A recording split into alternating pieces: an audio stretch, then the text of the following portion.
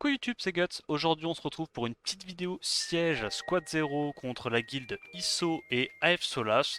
Donc là, c'est un siège tranquille encore une fois, hein. Je crois qu'on tape des guildes qui sont top 15, top 16.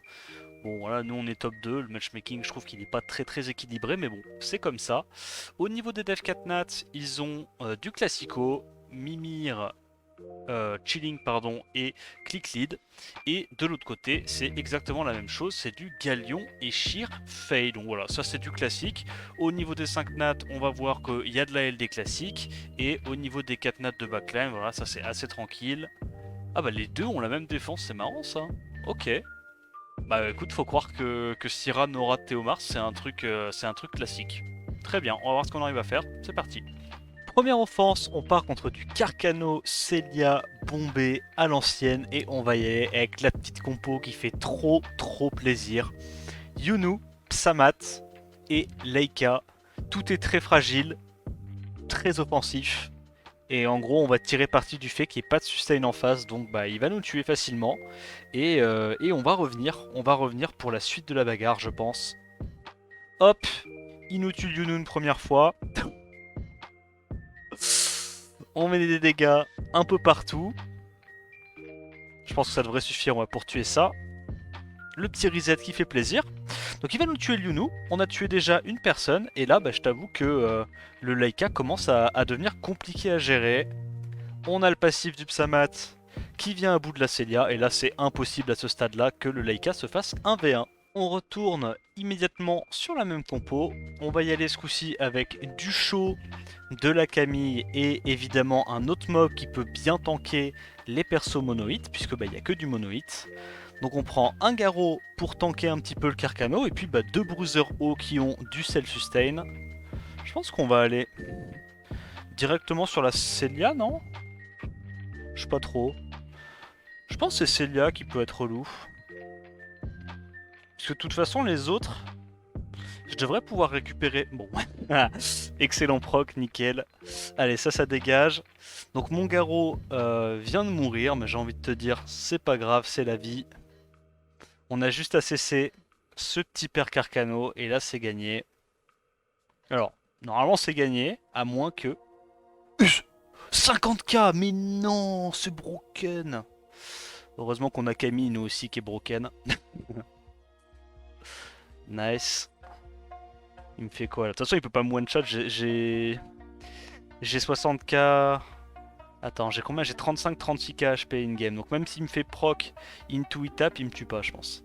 Puis vu qu'il est à 100% de Tok'ril, je me cleanse immédiatement, donc ça passe. On part sur de la Catnat, Galion, Eshir, Fei, la def préférée de la méta, j'ai l'impression.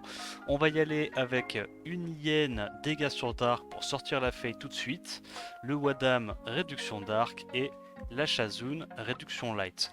En gros, je mets Réduc Dark sur le Wadam parce que tout ce qu'il a à faire, c'est tanker le premier tour. Une fois qu'on a tanké le premier tour avec la Fei, on tue la Fei directement, et dans ce cas-là, bah, j'ai pas besoin de mettre la Réduc Dark sur ma Shazun, et je vais préférer évidemment mettre... Oh, on l'a pas one shot, ok. Tanky le boog. Tanky. On redonne des HP au Wadam. Nice proc. Ça suffit pas, on va faire un sort 2 pour absorber un peu ATB, cycler un petit peu plus rapidement. Donc là on peut aller directement sur le Galion. Pourquoi on va sur le Galion et pas sur le Eshir? Parce que Galion est plus squishy que Eshir, et en plus de ça, Galion c'est le setup breakdef, hein. Ton Eshir il fera jamais rien s'il n'y a pas de setup breakdef, surtout avec des mobs tanky comme on a. Donc on va juste tuer le setup breakdef, et à ce stade là c'est gagné. Alors tu vois qu'on met quand même du 20k hein, avec le buff attaque. C'est assez intéressant quand même de jouer ce combo avec Shazun contre de la Fei, évidemment. Quand il y a de la click lead, bah, tu prends pas Shazun, hein, parce que si Shazun se fait reset, elle sert plus à rien. Donc contre du click lead, c'est mieux de jouer du Rakuni. Contre de la Fei, Shazun est intéressante. Ce coup-ci, on part encore une fois sur une def Carcanocelia, décidément. En last, c'est un Théomars, donc on va prendre un petit Léo pour réduire un petit peu le cycling de la compo et les dégâts du Théomars. Le Léo, évidemment, il prend Réduc Feu, Anavel, Réduc Eau, et du coup, on va prendre le Vérad tanky en Vio, et on va lui mettre une Réduc Eau également. Bon, bah en gros, l'idée c'est de survivre le tour 1, et puis comme il n'y a pas de sustain en face, bah Le plus de dégâts qu'on fait, ça devrait suffire à passer la compo. On tank le premier tour, on met le break def. Et là, normalement, je pense que Verad, en plus, Verad ne peut pas glance hein, avec son S3, si j'ai plus de défense que le Carcano, donc je vais juste exploser le Carcano. Nice proc, ok, ok, ok, il rejoue, il met le break def sur Verad, c'est relou, mais j'ai envie de dire, c'est déjà gagné. On a fait les dégâts qu'il fallait mettre. Bon, là, évidemment, le Verad, tu vois, il est comme ça, le Verad, il est un peu mauvais perdant lui aussi, il aime pas se faire direct focus par le Théomars. Mais normalement, après le premier sur 3, c'était déjà gagné. On repart encore une fois sur de la Carcano Celia. Je pense que j'ai jamais autant tapé cette défense. Bref, on va y aller ce coup-ci avec une Nana pour essayer de tanker le premier tour, une Camille pour la sustain et le Perna pour la sustain également. En gros, l'idée c'est que comme c'est une défense qui a pas de sustain, à partir du moment où tu arrives à prendre une compo qui arrive à tanker le tour 1, t'es plutôt pas mal. Ah, j'ai juste de capter que j'avais pas mis de wheel sur ma Camille, my bad. On setup le break def. Qu'est-ce qu'on tue en premier?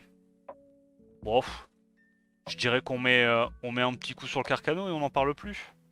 Ça fait un setup break def en moins tous les tours. Voilà, petite increase sur la louloute. Oh, dommage, j'ai mis crit. Si j'avais crit, je pense que le petit chat il allait au pays des rêves là. Mais bon, c'est pas grave. On a fait le plus dur, on a passé le premier tour et tu vois que bon, là on a que des mobs qui sont ultra tanky dans leur kit donc c'est très compliqué de mourir T1. Ah, il a mis que 14k, je m'attendais à un petit peu plus. Ok. On repart sur une 4 nats avec le petit Mimir, la click lead et le chilling. On va y aller avec un Wadam, un petit Roid et un Rakuni qui joue juste après. J'ai mis Reduc Light sur Wadam et sur Rakuni. Et du coup, bah, sur le Roid, j'ai mis dégâts sur Light histoire de tout tap le Mimir le plus rapidement possible. Une fois que Mimir est mort, je peux plus vraiment perdre le 2v2 ou le 2v3. Donc, le Rakuni se fait focus, il résiste. Ok, tant mieux pour moi. Rakuni qui se fait full focus, c'est intéressant. Il a pas réussi la raid du KTB. On met... N'importe quoi les dégâts. On met le premier hit sur le Mimir qui s'est fait tout shot, le pauvre. C'est même pas close. C'est même pas close. Ok, bon on a tué le Mimir, on est en situation de 2v3. Il n'y a plus vraiment de menace à ce stade-là. Je pense que je vais juste aller sur la click lead vu que c'est la sustain en face. Enfin, c'est la sustain. Elle a le sort 2 qui sustain un peu. On donne le tour. On last hit la click lead. En vrai, ça va trop vite. Hein.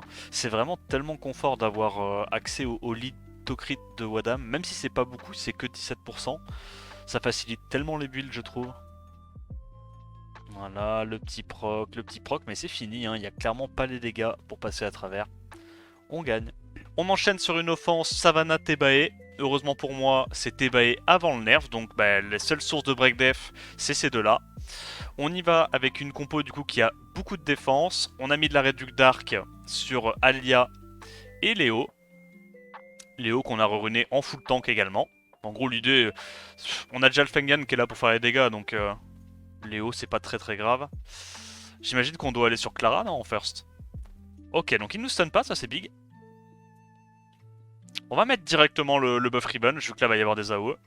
Et je pense qu'on va tuer la Clara en priorité vu que c'est le setup break def fiable de sa compo. Sur sort 2. Pour l'instant, hein. Après, évidemment, comment il s'appelle, Tebae se fera up. Oh, 8k par hit, pardon. Ok, bon, on se fait focus là-dessus. Est-ce qu'on last hit? Non. Jouons la sécurité, voilà, jouons le proc vio comme au SWC, on a bien compris comment ça marche. Et maintenant, on va sur quoi? On va sur Tebae. De toute façon, la Savannah, elle a pas assez d'attaque pour trigger le break def. Donc là, on va sur Tebae, sans les mains. Et normalement, c'est une free win. Enfin, je crois. J'espère. J'ai pas envie de finir sur Twitter. Qui met rien. Très bien, il me donne le tour. On tue Tebae. Et normalement, la Savannah est morte dans 2 tours. Bah, grâce au Fengan. Hein. 7k par hit, ça déconne absolument pas. Hop. Et Fengan termine. Ce coup-ci, on part sur une défense avec de la Sigrid Théomars Clara. Et du coup, comme j'ai plus ma Camille, je vais y aller avec un Kinky.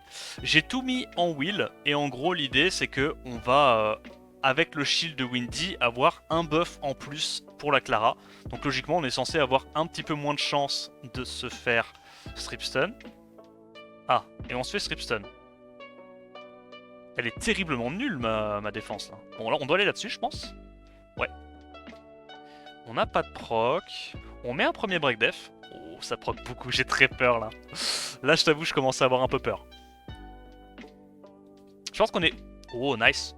Nice one, nice one. On a notre stud. Est-ce qu'on arrive à... Bon, je pense qu'on va trigger. Je pense qu'on trigger. Allez. Non, non. Pas de sort 3. Pitié. Tout mais pas ça. Ok, c'est gagné.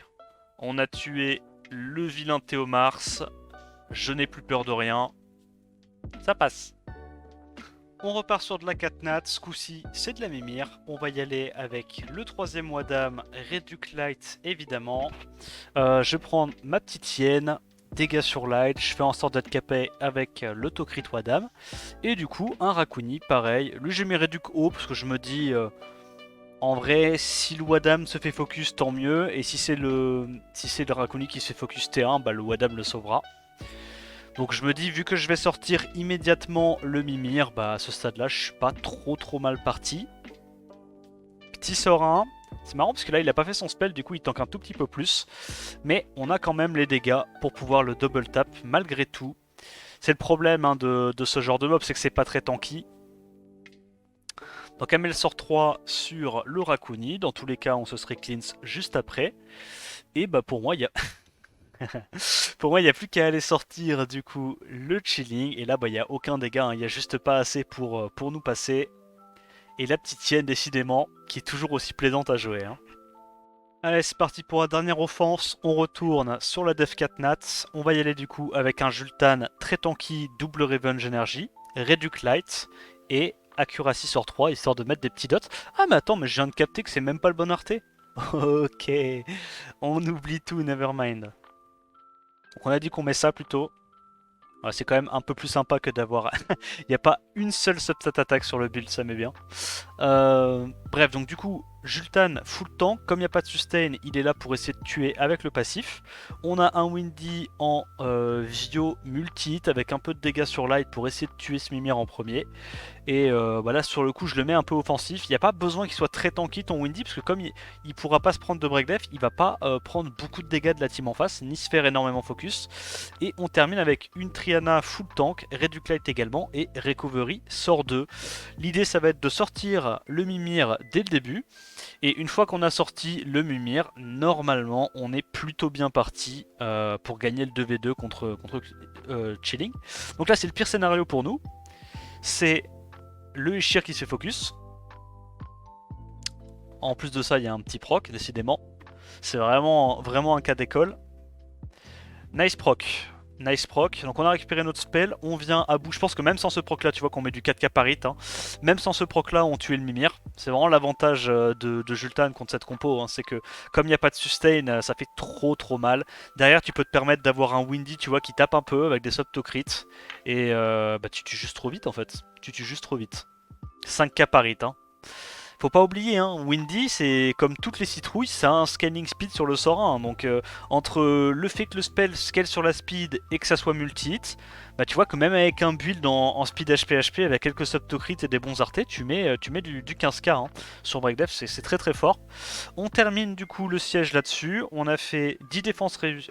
10 offenses réussies, 3 défenses réussies. Je crois que les 3 défenses réussies, on les a eu comme d'hab sur la tour Kiki Ember. D'ailleurs, j'ai hâte de voir un petit peu si le prochain buff de Ember va renforcer la def ou pas. Normalement, oui, mais j'ai envie de voir à quel point ça va la renforcer parce que là, elle était un petit peu faible depuis le nerf Ember. Donc on verra. J'espère que cette vidéo t'a plu. N'hésite pas à liker, commenter, t'abonner à la chaîne pour me soutenir. En attendant la prochaine vidéo, je te dis à plus. Ciao ciao.